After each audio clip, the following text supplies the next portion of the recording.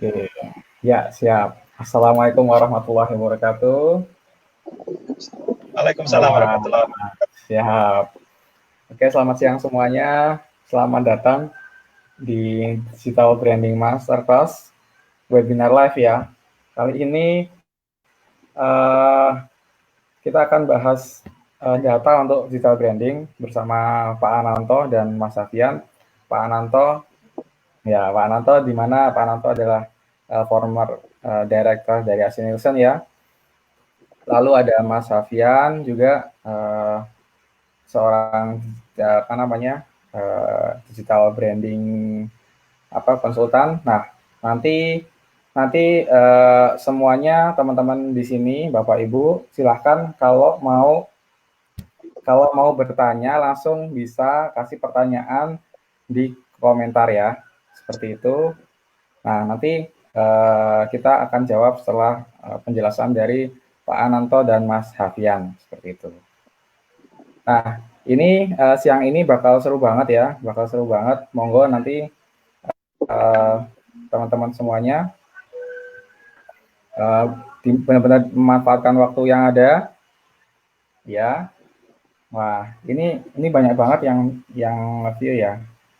Uh, ada Kang Didi, ini alumni TBS Bandung kemarin. Halo Kang, ada Coach George juga, alhamdulillah hadir juga. Siap, siap. Ya, dan yang lain juga. Oke, oke. Ini alumni TBS semua. Mengupdate ilmu ya, Kang ya.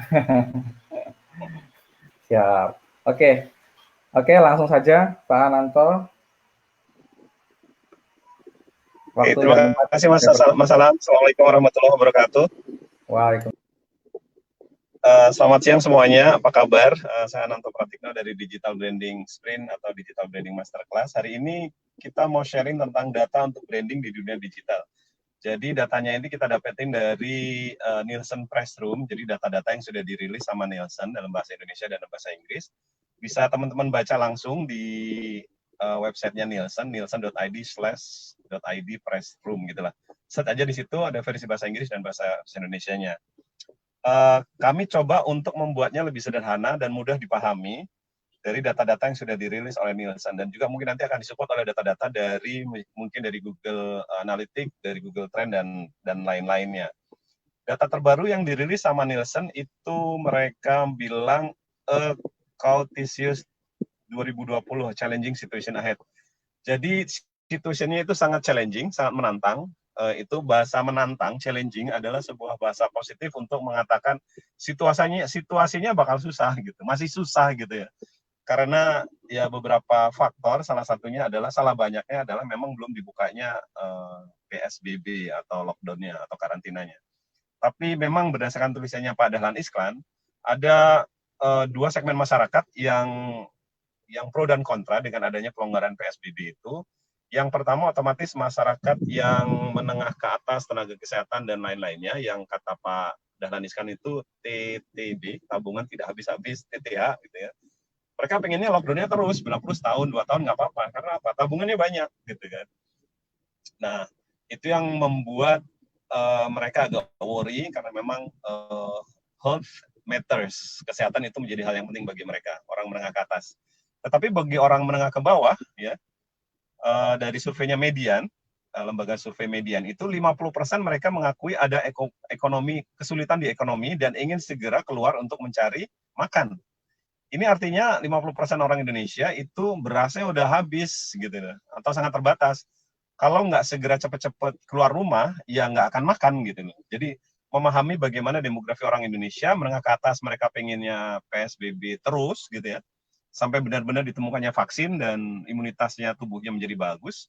Kalau menengah ke bawah ya kalau nggak keluar dari rumah ya saya nggak makan gitu. Itu berdasarkan hasil survei ya, hasil survei dari lembaga survei Median.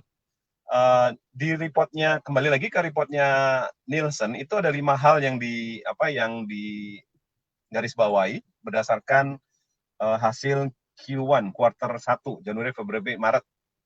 Mereka mengobservasi bahwa hanya konsumer itu masih penasaran dengan pandemi COVID-19. Penasarannya apa?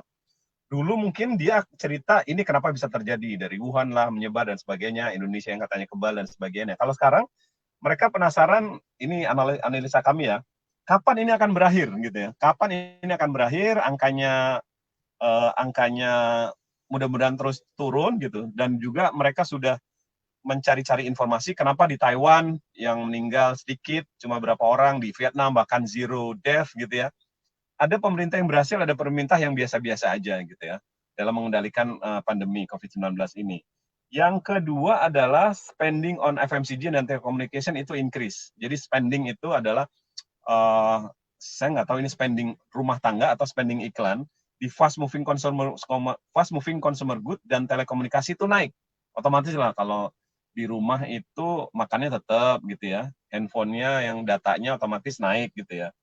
Kemudian yang ketiga itu personal care, ready to drink, dan indulgence, itu challenging situation di quarter 2. Jadi personal care itu agak menantang gitu ya, agak menantang karena apa ya, nggak kemana-mana di rumah aja. Ngapain saya harus cantik-cantik, kenapa harus saya glowing-glowing gitu ya, sama ready to drink. Kemudian yang mengalami pertumbuhan positif adalah cooking aid. Cooking aid ini peralatan-peralatan masak dan masak-masakannya gitu ya, termasuk di dalamnya itu home instant food dan pharmaceutical. Jadi ada yang 3 kategori yang pertumbuhannya positif adalah cooking aid. Cooking aid itu perlengkapan masak, home instant food termasuk di dalamnya frozen food itu pertumbuhannya sangat positif, dan pharmaceutical.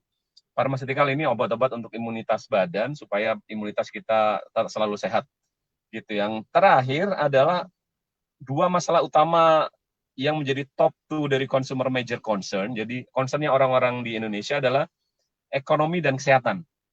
Jadi makanan, ekonomi, tentang duit dan kesehatan. Itulah kalau kita masuk ke bisnis yang ada hubungannya dengan ekonomi dan ada hubungannya dengan kesehatan badan, itu sekarang lagi menjadi concernnya masyarakat Indonesia. Jadi itulah 5 hal yang diobservasi. Setelah sebelumnya saya ngambil data dari Median, 50% orang pengen segera keluar dalam sebulan ke depan, supaya mereka bisa melanjutkan hidup, bisa makan lagi. Juga tulisan dari Pak Dahlan Iskan di thisway.id, seperti itu. Sebagian memang terbelah, masyarakat Indonesia menengah ke atas pengennya PSBB terus, sampai vaksin ditemukan. Menengah ke bawah, ayo kita tetap jualan, keluar rumah terus jualan gitu ya. Itu data yang bisa kami share. Ada juga data consumer purchase behavior trend behavior untuk pembelian konsumen. Ini ada yang sangat menarik sekali. Yang pertama kali beli ada di Instagram saya, di IG saya itu ya. Bought for the first time for COVID-19 itu purchase hand sanitizer. Itu ada 49% orang yang first time mereka membeli hand sanitizer. Tadinya nggak pernah beli, sekarang beli. Tadinya mereka beli hanya satu, emaknya aja, ibunya aja. Sekarang dia beli 5-6. Satu anggota keluarga dibeliin satu-satu untuk kemana-mana, di rumah, keluar, dan sebagainya. Dan dia akan terus membelinya. Terus purchase surgical mask, beli masker juga ada 46%, yang baru pertama kali. Ada berita kurang bagus untuk yang sering bepergian ke luar negeri. Cancel overseas travel ticket and accommodation itu 41%. Jadi memang kalau travel ya paling kena habis lah gitu ya. Nggak ada orang yang pengen jalan-jalan ke luar negeri malam hari ini. Kemudian menggunakan wear surgical mask itu 37%. Mereka start reading the news, tadinya nggak baca berita, kemudian sekarang baca berita. Terus stop dining out, jadi 23% orang tidak makan keluar lagi. Purchase household good online, jadi membeli barang-barang keperluan rumah tangga secara online itu 19%.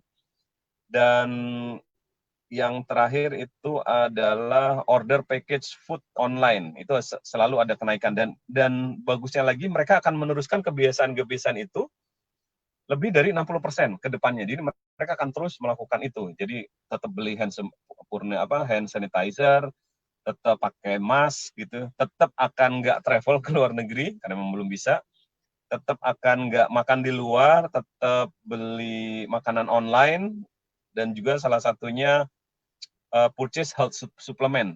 Ini paling tinggi emang membeli suplemen kesehatan. 83% dari mereka mengatakan ingin terus membeli itu, beli lagi dan beli lagi. Itu beberapa data, jadi saya akan underline. bahwasanya yang paling concern sekarang dan ke depan, kira-kira 3 bulan ke depan adalah yang ada hubungannya dengan ekonomi keluarga. Ekonomi keluarga itu bagaimana mereka bisa survive. Salah satunya adalah mereka bisa berjualan, mengkonsumsi apa yang bisa dijual mereka akan jual. Karena apa? Ekonomi sulit, mereka harus tetap hidup. Makanya produk-produk makanan dan minuman yang bisa di-delivery ke rumah itu menjadi sangat sangat tinggi marketnya. Yang kedua adalah ada hubungannya dengan kesehatan keluarga. Kesehatan keluarga itu apa? Makanan, minuman kesehatan, suplemen kesehatan, baik yang chemical ataupun yang herbal, kegiatan-kegiatan yang ada hubungannya dengan kesehatan, olahraga dan sebagainya itu menjadi sangat sangat sangat-sangat diperhatikan saat ini. Dan ketika mereka sangat diperhatikan, efeknya adalah orang akan spend di situ gitu ya, khususnya yang mempunyai buying power gitu. Kalau orang menengah bawah, concernnya lebih ke bagaimana dia terus bisa makan. Karena itu mereka berbondong-bondong ketika sudah boleh pada pelonggaran di beberapa wilayah, ya mereka segera gelar lapak dagangan lagi, jualan lagi, mulai ke pasar lagi gitu ya. Itu bukannya mereka nggak takut, mereka takut dan tahu karena COVID ini beritanya kan semua orang sudah pernah mendengarnya dengan sekian banyak yang jadi ODP, PDP, kemudian berapa yang meninggal, berapa yang OTG, orang tanpa gejala gitu ya. Mereka semua tahu, tapi dorongan perut, dorongan dapur membuat mereka itu tetap keluar gitu ya. Nah, oleh karena itu memang mereka perlu diedukasi lagi tetap menerapkan protokol-protokol kesehatan dari COVID-19 ini. Kira-kira insight-nya begitu Mas Alam, Roger di sana. Jadi data-datanya dengan data tersebut kita bisa melakukan apa secara digital? Oke, ada 3 hal yang bisa kita lakukan. Yang pertama adalah teruslah membangun engagement gitu ya. Yang pertama itu teruslah membangun engagement supaya brand kita presence-nya, kehadirannya di media sosial, di media digital, itu selalu ada. Bangunlah selalu engagement, cerita-cerita, menyapa, dan sebagainya. Jangan sampai kita tidak membuat konten, gitu ya. Kenapa? Kalau nggak ada konten, ini udah mati nih brandnya, udah nggak beredar lagi. Yang kedua adalah bangunlah trust. Trust itu apa? Di saat orang sulit, jangan tinggalkan mereka gitu loh. Tetap harus bangun trust, mengerti mereka, bikinlah produk-produk yang lebih murah gitu ya, yang lebih murah, yang lebih terjangkau gitu ya, dengan standar yang sama gitu ya. Jadi kalau biasanya produknya harganya 100.000, dia turuninlah ada versi 50.000-nya, versi yang lebih murah. Yang ketiga adalah creativity. Kreativitas apalah. Jadi gini, setiap ada krisis pasti ada peluang. Gitu. Setiap ada krisis pasti ada peluang. Nah, peluangnya itu yang kita ambil. Sekarang frozen food lagi boom. Ya kenapa tidak kita bikin bikin produknya pivot ke frozen food. Ketika kemudian misalkan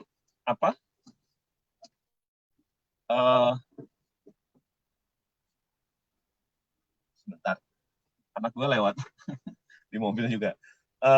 Ketika ada kreativitas, misalkan peluangnya apa? Oh ternyata ada produksi untuk yang face shield. Oh gede marketnya. Ya udah produksi itu. Ternyata ada kebutuhan untuk delivery. Oh kenapa enggak ambil agennya Tiki JNE atau Paksel gitu ya di kelurahan atau di kecamatan Anda gitu. Karena apa? Tetap orang akan berbelanja, mereka shifting dari offline ke online itu. Jadi FMCG itu tetap mengalami kenaikan dan ada kenaikan positif. Jadi sekali lagi intinya harus tetap engagement di dunia digital. Engagement itu apa? Membuat konten, story, brand story, kemudian divideokan, dibikin banner, dibikin cerita, artikel, kemudian tetap konsisten setiap hari, sehari sekali, sehari 2 kali, kalau bisa 3 kali gitu ya. Di situ ada engagement, like, comment, share, ditanya-tanya, dijawab ya. Kita masih ada, memang ada pengurangan karyawan, tapi bisnis tetap jalan gitu ya. Kemudian harus building trust, trust-nya harus tetap dibangun bahwa kita masih seperti yang dulu, walaupun tidak sebesar yang dulu gitu ya. Yang ketiga itu tadi kreativitas, shifting, bisa pivot kemana aja gitu. Kira-kira begitu Mas Alam untuk awalannya, apa yang terjadi di dunia digital, dan apa yang harus dilakukan untuk tetap membangun brand di dunia digital. Nah, satu lagi yang saya tambahkan adalah, karena ini banyak waktu, apa salahnya kita membangun personal branding dari brand owner gitu ya. Personal branding untuk ngasih apa? Ngasih semangat bahwa kita itu masih ada, kita masih banyak berkontribusi kepada kepada masyarakat, dan dari situ kita bisa tahu, oh ya, bahwasanya kita memberi seperti giving back to the society gitu ya, bisa berupa CSR, bisa berupa ilmu, bisa update-update kayak webinar gini kayak gitu Mas. Kira-kira begitu Mas Alam, monggo saya kembalikan lagi ke Mas Alam. Oke, terima kasih Pak Ananto. Nah, tadi menarik banget ya. Kita bisa bagi teman-teman atau Bapak Ibu yang kemarin sudah sempat belajar mengenai brand story, terus membuat konten, ya, terus kemarin belajar kanvas brand brand digital branding sprint ya. Nah, itu bisa menemukan pain-nya seperti apa, lalu delivery-nya mau seperti apa gitu, membuat kontennya seperti apa. Nah, itu ada semua. Nah, bagi yang belum sempat belajar di digital branding sprint, bisa belajar melalui e-course digital branding masterclass. Nah, terus ini ada banyak pertanyaan dari viewer kita ya. Saya tampilin satu-satu ya Pak ya. Monggo. Yang pertama ini ada Coach. Nah, ini data yang dijelaskan Kang Ananto bisa di-download di mana? Oke, aku langsung jawab Mas Alam ya. Ya, langsung ya. Oke. Coach George Herman ini salah satu coach yang sangat aktif sekali membangun personal branding di Facebooknya dia dan Instagramnya dia. Lanjutkan Coach, it's very well done. Jadi sangat bagus sekali. Di mana dapat datanya? Ada satu, kalau ingin lengkap, Coach masuk ke nielsen.id/press release. Itu lengkap di situ, ada bahasa Inggris dan bahasa Indonesia. Atau cari aja di Google press release Nielsen Indonesia, nanti kelihatan di situ. Kalau untuk yang penting-pentingnya itu saya biasanya capture datanya, terus saya upload di Instagram saya @anantopratikno. Di situ ada 3 atau 4 data. Biasanya saya rajin seminggu sekali atau seminggu 2 kali. Saya kasih peta-petanya, gambar-gambarnya, bannernya saya copy, terus saya upload di IG, terus saya kata-katain dikit lah, intinya aja gitu, karena biasanya kan orang Indonesia kalau udah melihat data itu udah horor duluan gitu ya. Saya kasih tahu intinya aja, intinya ada 2, intinya ada 3 gitu. Jadi di situ Coach George di nielsen.id atau cari di Google Nielsen Press Release Indonesia 2020 gitu. Gitu Mas. Oke, ya nanti bagi teman-teman yang mau linknya bisa nanti kita kasih linknya di grup ya, atau nanti bisa follow atau bisa akunnya Pak Ananto Pratikno seperti itu. Ya, terus ini ada pertanyaan selanjutnya. Oke, dari Mas Hanif. Berarti tetap mengikuti permintaan pasar ya Pak, walau pemainnya sudah banyak di kategori itu untuk saat ini. Ya, Mas Hanif, pertama, mengapa harus mengikuti permintaan pasar? Pasar nggak bisa dilawan, Mas. Pasar kita pelajari, kita lihat trennya seperti apa, gitu ya. Dan pemainnya sudah banyak, otomatis pemainnya banyak. That's why we need branding. Ya, branding itu apa sih? Branding itu karena pemainnya banyak, brandnya banyak, makanya brand kita harus berbeda. Brand kita harus unik, brand kita harus outstanding. Oleh karena itu, bagaimana menancapkan supaya brand kita berbeda di antara pemain yang banyak tersebut. Harus ada unique value proposition-nya apa, gitu. Kita bisa menyelesaikan pain-nya masyarakat apa, gitu. Kira-kira begitu, Mas Hanif. Oke, sip. Lalu ada lagi pertanyaan dari Mbak Liska nih. Oke, apakah materi untuk personal branding akan dijelaskan saat ini? Wah, gimana Pak? Mau dijelaskan tentang personal branding? Secara singkat kita jelaskan personal brandingnya. Sebenarnya flow-nya sama, personal branding sama product branding gitu ya. Kita mulai dari why gitu. Why should we do our personal branding gitu ya. Kenapa kita harus melakukan personal branding? Kita hilangkan niatnya dulu. Niatnya bukan ria, niatnya bukan pamer. Niatnya hanya ingin sharing tentang ilmu, sharing untuk ilmu yang bermanfaat lah gitu ya. Jadi emang cita-citanya kita memang ingin berbagi ilmu gitu. Yang pertama why-nya, purpose driven-nya.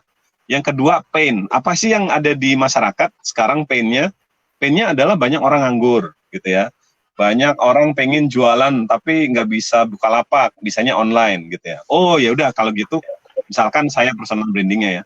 Saya mau bikin channel dengan Mas Alam, dengan teman-teman di iKini TV, supaya bisa kasih tahu nih sharing beberapa kategori yang bisa jualan online-nya, gitu ya. Terus gimana juga misalkan nyari suppliernya, gimana supaya jadi agen, jadi reseller, jadi dropshipper. Nanti teman-teman akan bertemu. Hari ini saya ketemu dengan Sakina Food. Dia berjualan seafood dari udang, ikan dan lain-lainnya. Salah satu caranya adalah mereka punya why, bahwasanya why ingin membantu ibu-ibu mereka bisa jualan jadi resellernya Sakina Food, itu contohnya gitu ya. Jadi kita tetap memberikan kontribusi kreativitas dengan ilmu kita. Jadi pertama why, kedua pain-nya apa yang ada di masyarakat, kemudian kita tahu value proposition kita di bidang apa gitu ya. Kita punya keahlian yang kalau keahlian itu kita bisa videokan, kita bisa share ke teman-teman yang lain, orang itu akan dapat manfaat dari keahlian kita, dari ilmu kita gitu, dari keahlian kita, dari ilmu kita. Dan dari situ kemudian orang itu bisa menjadi lebih baik secara ekonominya, secara mindsetnya, secara ilmunya, dan sebagainya.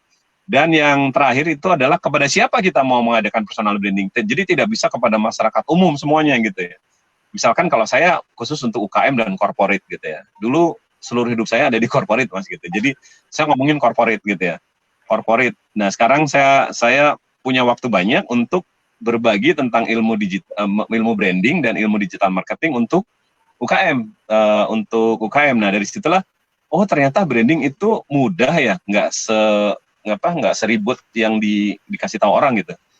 Karena apa? Pain-nya bagi teman-teman yang mau melakukan branding itu adalah kayaknya ribet prosesnya gitu ya. Nah kita bikin sederhana melalui Mas Fian, Mas Alam gitu ya, dengan digital branding sprint ini. Sprint itu apa? Kalau branding biasanya corporate, kita memang sengaja bikin maraton gitu supaya jangkanya lama dan duitnya banyak gitu Mas ya. Kalau UKM kan nggak bisa. Ya udah, bila perlu 2 hari udah tahu, langsung bikin branding, langsung bikin konten, langsung bikin engagement, langsung ada leads, kemudian langsung ada konversi gitu. Kira-kira begitu Mas Alam. Oke, sip. Wah, ini ada satu pertanyaan menarik nih, Pak. Yep. Nah, ini dari Mas Muhammad Birul Alim. Mana yang diprioritaskan antara produk branding atau personal branding? Oh, mungkin maksudnya untuk membranding suatu produk itu kapan harus yang pakai personal branding, kapan membranding produknya sendiri, Pak? Oke, ini pertanyaan menarik. Yang pertama-tama diproteskan otomatis jualan kita dulu, produk brandingnya, ya. Produk brandingnya dulu, dan tergantung dari apa sih bisnis kita sih. Kalau bisnis kita adalah produk, otomatis produknya yang harus kita branding. Kalau jualan kita jasa, berarti ya personalnya dulu yang harus kita branding. Nah, kalau punya produk, pertama kali yang harus di branding otomatis ininya dulu, produknya gitu. Bentar dulu, maju dulu. Oke. Mas. 5 detik. Oke. Jadi gitu. Kan ada punya produk gitu ya. Otomatis jualannya dulu. Ketika sudah mulai mencari reseller, mencari dropshipper, mencari agen gitu. Orang tahu ini punya siapa gitu. Ada trust yang harus dibangun. Dari situlah kita sebagai UKM, teman-teman sebagai UKM harus melakukan personal branding. Karena apa? Personal branding untuk UKM itu antara perusahaan, produk, dan yang punya itu nyatu, gitu ya. Itu menyatu. Karena kan bisnisnya belum besar, masih ya 1 miliar, 2 miliar, 3 miliar, 10 miliar per bulan gitu kan. Jadi satukan aja dulu gitu ya. Tetap tampil di sosial media dan basisnya juga mungkin komunitas online, komunitas di sekitaran kota tersebut atau komunitas hobi gitu ya. Jadi bagusnya produknya dulu, baru personalnya. Tapi kalau intinya jasa, ya berarti ya personalnya dulu gitu. Jasa, personal dulu dibangun, bercerita, brand story-nya gitu ya, bahwa produknya ini itu bisa memberikan value kepada masyarakat. Kira-kira begitu Mas Alam. Oke, sip. Oke, ini sambil nunggu pertanyaan dari teman-teman, silakan yang mau bertanya langsung ngisi di komentar ya, sambil nunggu Mas Hafian juga. Oke, mungkin ini Pak, pertanyaan dari saya Pak. Monggo. Ya, untuk apa namanya, untuk engagement yang bagus nih di digital branding ya, itu sebaiknya di masa seperti ini ya, di masa seperti ini bagi jasa nih Pak, bagi jasa khususnya, apakah personal branding atau jasanya tetap diprioritaskan Pak? Contohnya ya, contohnya misalkan ini teman-teman yang apa namanya seperti agensi atau mungkin teman-teman yang di bidang jasa apa namanya jasa sekarang kalau misalkan untuk sekarang ada tren ya kalau misalkan untuk wedding gitu kan nggak bisa ya kan itu nggak Ya, bisa apa namanya nggak bisa jalan bagus ya sekarang ya. Nah itu seperti apa Pak dimasukkan dari Pak Ananto? boleh spesifik jasanya bidang apa Mas? Soalnya bidang tertentu itu pasti akan beda treatmentnya. Ini ada yang bertanya sih untuk wedding Pak, untuk wedding seperti apa Pak? Oh, wedding. Oke, kalau wedding kita analisa dulu Mas, insight-nya seperti apa. Wedding, sekarang wedding ada enggak gitu ya? Ada, cuma terbatas gitu kan. Terbatas untuk anggota keluarga tertentu saja gitu kan. Dan terus ada physical distancing ketika terjadi akad dan akad aja kali ya sekarang ya. Gitu ya. Mungkin bisa ditawarkan gini, oh oke, weddingnya, tapi weddingnya wedding digital ya, wedding online gitu kan. Berarti ada live streamingnya gitu Mas, live streaming di Facebook, di IG, sama di YouTube gitu kan. Ditambahkan value itu. Nanti supaya apa? Linknya bisa disebar ke tamu-tamunya gitu kan. Tamunya bisa mengikuti acara akad nikahnya itu, khutbah nikahnya, nanti angpaonya ditransfer aja ke rekening ini gitu. Selalu ada cara baru dan peluang, misalkan wedding, orang kan tetap nikah Mas gitu ya. Tetap nikah gitu ya, dengan social distancing, dengan protokol COVID-19 gitu ya. Tinggal kreativitas kita. Wedding zaman pandemi gitu ya kan. Bisa live streaming di Facebook Anda, di IG Anda gitu kan. Terus kami juga nanti mereka bisa memberikan komentar, bisa bertanya-tanya gitu. Terus angpaonya bisa langsung ditransfer ke rekening 1, 2, 3 gitu kan, seperti itu. Dan silakan otomatis nanti dibikin dengan cerita ya. Silakan kirim doa-doa Anda melalui komen-komen berikut ini selama misalkan 1 jam atau 2 jam kami live streaming. Nah, live streaming nanti di tag di Facebook, di IG gitu ya, atau di YouTube. Gitu Mas. Selalu ada kreativitas seperti itu. Tawarkan seperti itu, kenapa tidak gitu. Oke, siap. Wah, ini langsung ada pertanyaan tambahan nih Pak. Dari Mas Lutfi. Nah, dari Pak Lutfi nih. Sejauh mana sih Pak kita bisa melakukan pivot di kondisi pandemi ini? Misal kita pivot hingga mengubah market kategori sehingga mungkin buyer kita juga akan berubah. Apakah kita baiknya bikin brand baru? Kalau misal harus bikin brand baru, brand lama harus digimanakan agar nanti bisa pandemi ini usai masih bisa lah kita lanjutkan. Oke. Ini ada market kategori baru, bagusnya sih pakai brand baru Mas. Brand lama, walaupun pelanggannya tinggal sedikit, tetap pertahankan, tetap bikin engagement. Jadi nanti kalau kita selesai pandemi, kita udah punya brand yang lahir di masa susah gitu Mas. Namanya Corona Corporation gitu kan. Jadi tetap brand lamanya dijalankan, walaupun marketnya kecil gitu ya, dikit. Nah, sebenarnya musim pandemi ini kita bisa pivot, di situ kita bisa masuk kategori market baru, punya brand baru. Gitu. Brand baru yang kemudian kita teruskan setelah pandemi selesai, ada customer baru. Nah, itulah tantangannya. Masa-masa sulit malah kita punya brand baru gitu kan. Punya basis customer baru juga gitu ya. Ujung-ujungnya kan nggak tahu, ternyata rezekinya dari yang baru ini gitu ya. Misalkan orang biasa jualan catering gitu ya. Ternyata begitu masa pandemi, orang banyak beli mie ayam. Terus bikin mie ayam. Ya kenapa tidak mie ayamnya kemudian lanjutin lagi, orang udah ada marketnya gitu kan. Gitu. Kira-kira begitu Mas. Jadi lucunya di situ ketika kita pengen membangun pivot masuk ke market baru gitu ya, kategori baru atau subkategori baru, customer baru, otomatis brandnya brand baru gitu ya. Jadi lebih asik gitu loh. Apalagi kalau brand baru customernya lama gitu kan. brand baru customer-nya lama. Ya, misalkan nih contoh, ada orang yang bisnis fashion ya, bisnis fashion. Udah tau lah fashionnya lagi nyungsep gitu ya. Atau bisnis travel, lagi nyungsep. Kemudian tiba-tiba mereka harus pivot nih. Kan nggak mungkin mereka pivotnya di kategori frozen food gitu kan. Tiba-tiba bikin misalkan dapur emak gitu ya, dapur mama atau apapun gitu. Padahal tadinya dia punya perusahaan fashion atau travel agent gitu ya. Nah kan nggak bisa pakai nama brandnya travel agent mas, gitu ya. Nah ternyata kesempatannya marketnya sama tuh resellernya. Ya kenapa nggak suruh jualan jadi resellernya frozen food yang jadi bisnis kategori baru tadi gitu ya. Justru nanti ketika selesai pandemi ternyata itu prospeknya bagus, bisa jadi customer baru, bisa jadi customer lama, reseller baru, reseller lama. Kenapa tidak gitu? Nah kemudian disitulah peran personal branding dari ownernya tadi menjadi penting gitu ya. Ini punya siapa dapur emak gitu kan? Ini punya siapa dapur mama gitu kan? Oh ternyata punya si ini. Oh ya ini udah percaya gitu ya.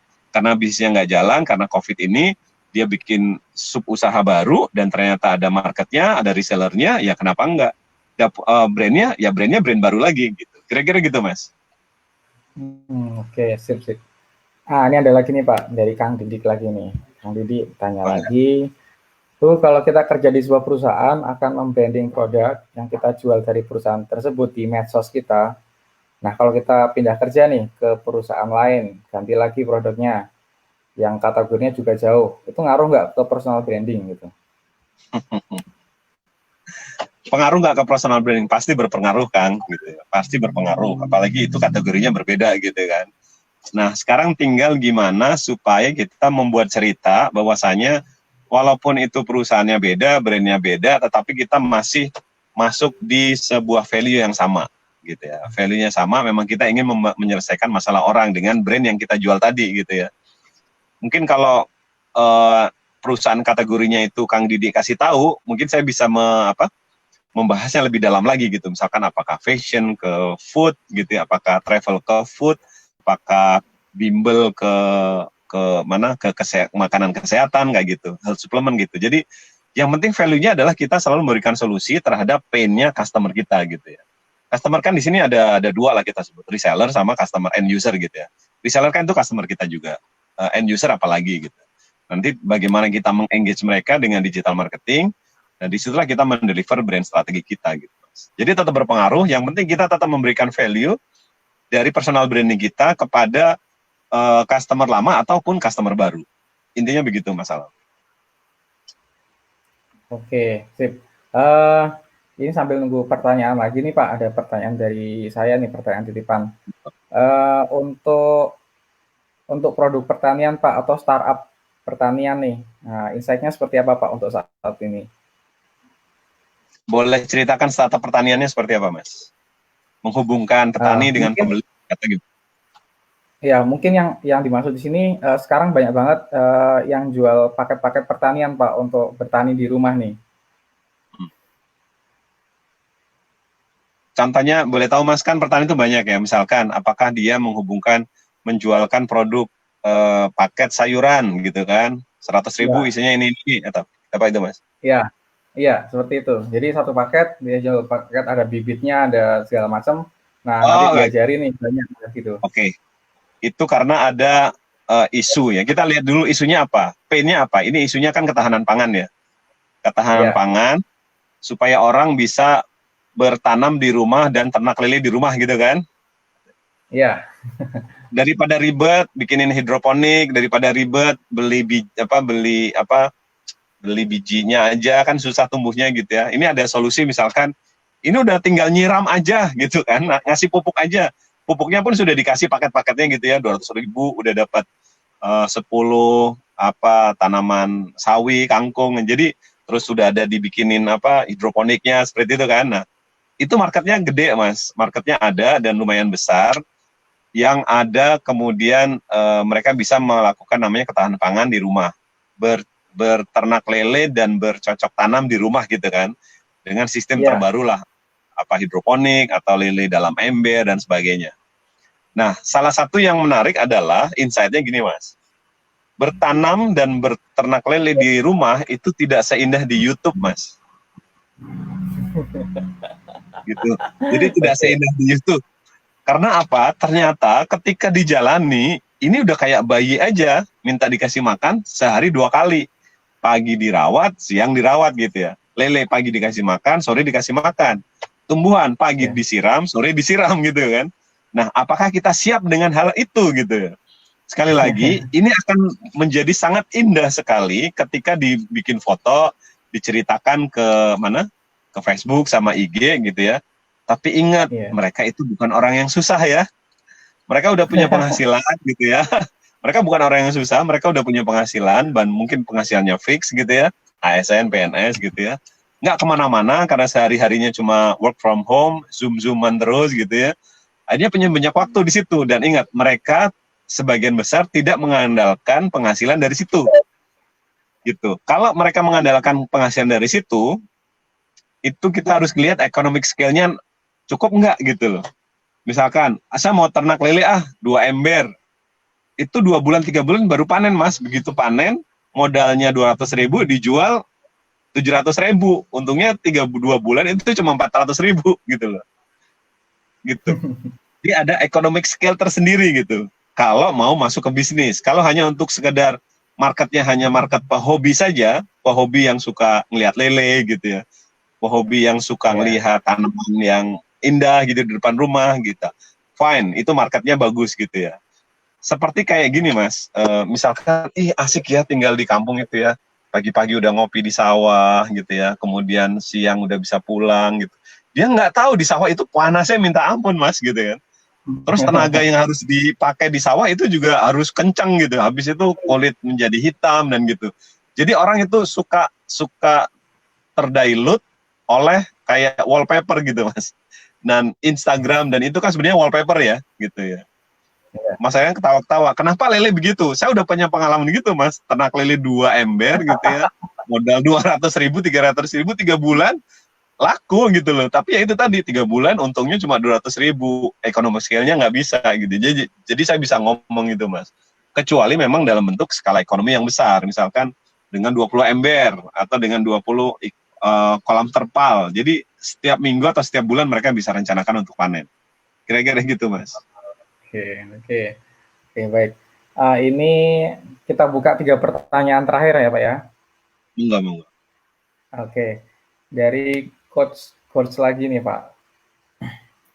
Nih, membangun produk branding dan personal branding tentu perlu waktu. Apa sinyalnya menandakan bahwa sudah saatnya mulai selling? Oke, dari coach George lagi. Ya. Membangun produk branding dan personal branding tentu perlu waktu, betul sekali. Jadi tetap mas keluarin lagi mas. Show Oke. lagi mas, oke. Apa sinyal yang menandakan bahwa sudah saatnya mulai selling? Jadi branding itu adalah proses selling yang berkesinambungan. Kalau pada saat baru sekali, 2 kali, seminggu, 2 minggu udah bisa mulai selling, langsung aja selling coach gitu. Karena sekarang itu waktunya tidak normal lagi. Bisa saya katakan bahwasanya ya harus brutal gitu lah. Harus brutal, produk branding, ngomong bikin cerita tentang produk, bila perlu hari itu ada leads masuk gitu ya. Personal branding, mungkin coach sebagai coach, hari itu ada yang masuk, langsung, kalau kata teman saya, Mas Heri Ardin, harus gercep, gerak cepat. Ada lead masuk, langsung follow up, hari itu juga, saat itu juga, kirim WA, langsung engage, bila perlu hari itu closing juga, itu jangan sampai mikir, nanti dulu ya, saya tanya suami dulu, itu udah nanti pasti lewat gitu ya. Jadi selalu, setiap saat ada potensi selling, langsung selling saat itu juga. Langsung gercep. Misalkan contohnya nih, kemarin saya stay waras dengan para alumni Nielsen yang sudah jadi para bos-bos itu. Salah satunya kakak coach Fauzia Fitri dari Makassar, Mas Heri Ardin, managing director di beberapa perusahaan digital. Salah satu yang dilakukan adalah mereka rajin melakukan webinar. Dalam rangka apa? Mencari traffic. Sharing, begitu ada yang nanya-nanya, saling-saling, langsung ambil, oke. Closingin hari itu juga gitu. Jadi apa yang dilakukan oleh teman-teman dari alumni Nielsen itu, ada 1-2 yang tertarik, langsung di follow up gitu. Langsung follow up hari itu juga. Kenapa? Harus gercep. Karena kita nggak tahu, besok taunya dia sudah berubah pikiran gitu kan.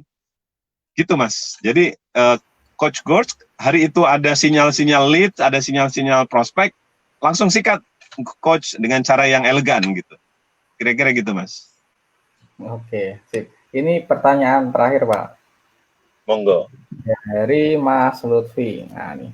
Kalau proyeksi pribadi dari Pak Ananto sendiri, kira-kira kondisi ekonomi pasca pandemi ini kembali balik seperti semula kapan ya?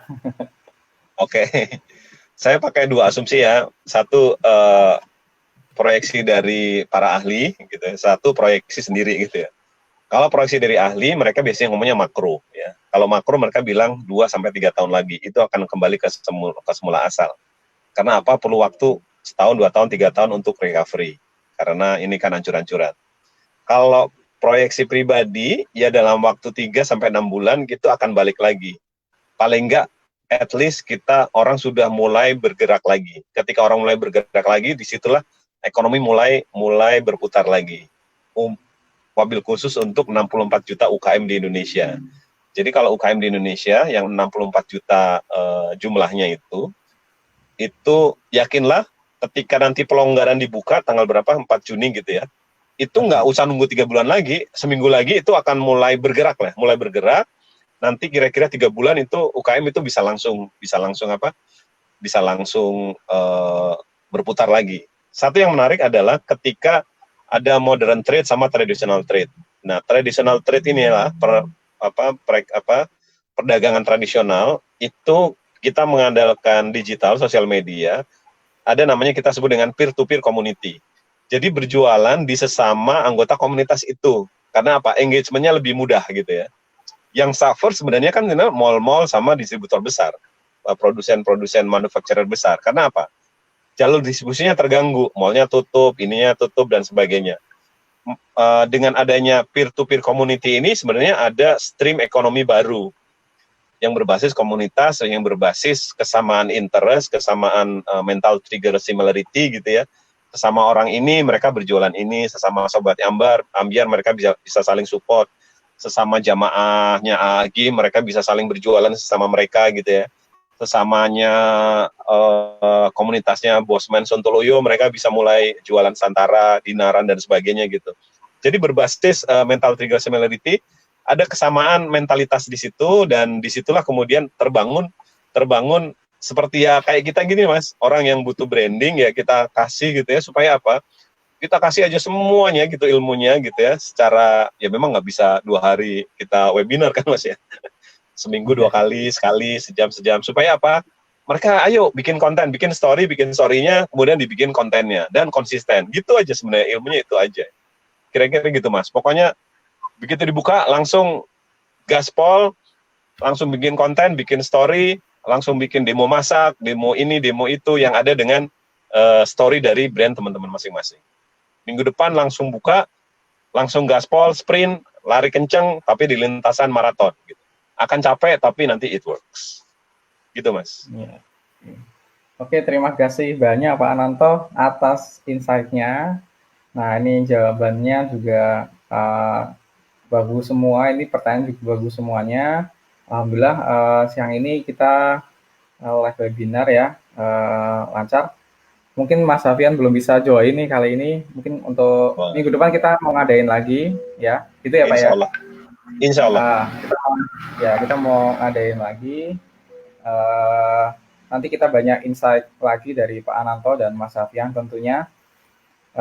Bagi teman-teman yang mau mendapatkan course-nya ya, ini Pak Ananto dan Mas Safian ada 40 sekian materi ya di course itu, Digital Branding Masterclass, di mana teman-teman bisa belajar core branding sampai delivery-nya seperti di dunia digital seperti itu. Jadi tadi Pak Ananto juga sempat membahas personal branding seperti apa, product branding seperti apa, nah itu delivery-nya seperti apa, membahas tentang brand story juga seperti apa, itu ada semua di course-nya seperti itu. Oke, terima kasih banyak. Mungkin Pak Ananto mau ada closing statement? Oke, walaupun zaman susah, branding harus tetap berjalan, konsisten, gunakan media digital, karena media digital itu murah dan cenderung gratis kalau kita melakukannya sendiri. Satu kuncinya adalah teruslah bercerita di media digital kita, bikinlah video, bikinlah banner setiap hari, dan selalu semangat, selalu senyum, semangat bahwasanya ini badai pasti akan berlalu. Terima kasih Mas. Assalamualaikum warahmatullahi wabarakatuh. Waalaikumsalam warahmatullahi wabarakatuh. Terima kasih semuanya. Selamat siang.